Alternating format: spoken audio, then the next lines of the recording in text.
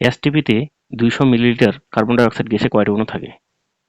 আয়তন দেওয়া আছে 200 মিলিলিটার। 200 মিলিলিটারকে আমরা যদি লিটারে প্রকাশ করি তাহলে 1000 দিয়ে ভাগ করব, হয়ে গেল লিটার। 0 0 কাটা, তাহলে 2/10 লিটার, 0.2 লিটার। কয়টি অণু থাকে? n equal what?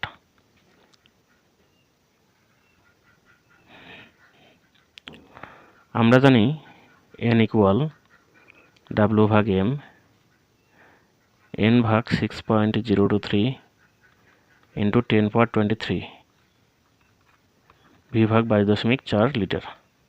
যেহেতু আয়তন এবং অণু সংখ্যা দেওয়া আছে, এই জন্য আমরা শুধু এই অংশটি এখানে লিখব। 6.023 ইন্টু 10^23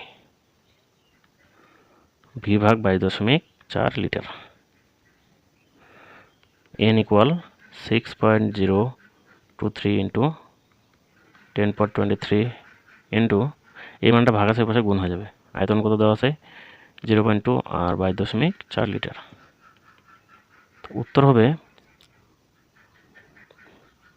5.376 ইন্টু 10^21 এতটি অণু। এটাই অ্যান্সার।